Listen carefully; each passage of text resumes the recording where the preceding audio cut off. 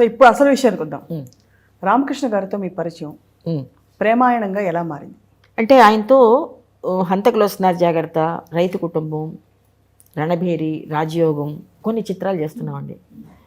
ఆయనకి నా మీద ఒక కన్ను ఉండేది. ఎట్లా అంటే మేమిద్దరం యాక్ట్ చేస్తుంటే మా షూటింగ్ అయిపోయిన తర్వాత బయట కూర్చుంటాం అనుకోండి, సెట్ బయట కూర్చుంటే ఆయన తినేదంతా నాకు పెడుతుండేవారు. ఎంతో లావణ్యంగా చెప్తుండేవారు. అయినా కూడా నాకు మటుకు ఎందుకు ఇట్లా సెపరేట్గా నాకు ఇస్తారు మీరు, ఆయనకి ఇవ్వండి వాళ్ళందరికీ అని నేను అనేదాన్ని.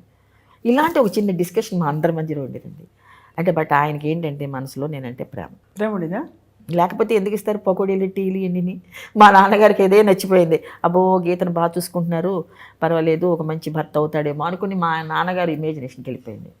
తర్వాత ఈయన వెళ్ళి నెమ్మదిగా మా నాన్నగారి పక్కన కూర్చొని శ్రీరామూర్తి గారు ఏంటి సంగతులు ఏంటి, అమ్మాయికి ఇప్పుడు పెళ్లి చేస్తారు అడిగేవారు. అడిగితే బాబు మంచి అబ్బాయిని చూడాలి కదా, అమాయకురాలు ఏమీ తెలియదు పాపం అని మా ఫాదర్ చెప్పేవారు. నేను పర్వాలేదండి నేను ఉన్నాను కదా అనేవారు ఈయన.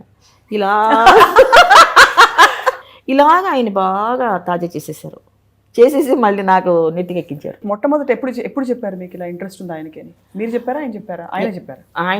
ఆయన చెప్పలేదు.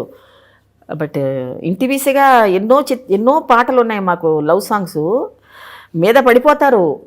ఆ చేయడంలో హీరోస్ ఒక దూరంగా చేస్తారు కొంతమంది, ఈయనైతే కొంచెం బాగా క్లోజ్గా వచ్చేస్తారు. మనకే తెలిసిపోద్ది క్యారెక్టర్స్ చేసి అలవాటు పడిపోయి ఏంట్రా బాబు అని మన జాగ్రత్తగా ఉండాలేమో అనుకుంటాం. అలా జాగ్రత్తలు కూడా తీసుకునే అవకాశాలు కొన్ని ఉండేయండి. అది ఏం భయపడక్కర్లేదండి, మీరు అలా ఉండొచ్చు, మీరు చెయ్యొచ్చు, ఫ్రీగా చేయండి అనేవారు. ఫ్రీగానే ఉన్నాం బాబు, మీరు కొంచెం అట్లట్లా ఉండండి అని మేము అనే. అదో నైట్ సాంగ్స్, రెయిన్ సాంగ్స్, వీళ్ళకి దొరికిపోతే ఇంకేమైపోతాం మేము చెప్పండి. అది చెప్పడానికి ఎక్స్ప్లెయిన్ చేయలేను నేను. మాటలు కూడా ఉండే సరదాగా ఉండేవాళ్ళం, అక్కడికక్కడ సరదాగా ఉండేవాళ్ళం. తర్వాత మేకప్ తీసిన తర్వాత వాళ్ళెవరు మనం. సో అప్పుడు అక్కడి నుంచి మీకు మరి అలా ఆలోచన ఒకటి పుట్టింది. మా నాన్నగారికి చాలా ఆలోచన వచ్చేసింది దీని మీద. మ్యారేజ్ చేసుకోమని చెప్పి ఫోర్స్ చేసి మా ఫాదరు, ఇంకా మా సిస్టర్స్ సెటిల్ అయిపోవాలి నువ్వు, మ్యారేజ్ అయిపోయింది, ఇంకా సినిమాలు చేయకూడదు గీత అన్నారు.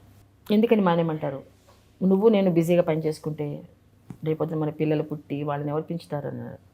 పిల్లలు పుట్టిన తర్వాత కదా నేను యాక్ట్ చేసుకుంటానండి, మంచి రోజు పెళ్లి రోజు మంచి సినిమాలు చేస్తున్నానండి. ఇప్పుడు లేదు నువ్వు చేయకూడదు, నేను బిజీగా ఉంటాను, నేను సంపాదిస్తాను, నువ్వెందుకు సంపాదించాలి, చాలు నువ్వు కష్టపడ్డావు చాలు అన్నారు. సరే మా ఫాదర్ కూడా అన్నారు వద్దమ్మా అన్నారు. సరే మానేసి. కానీ మీకు మనసు కష్టం వేసి ఉంటుంది.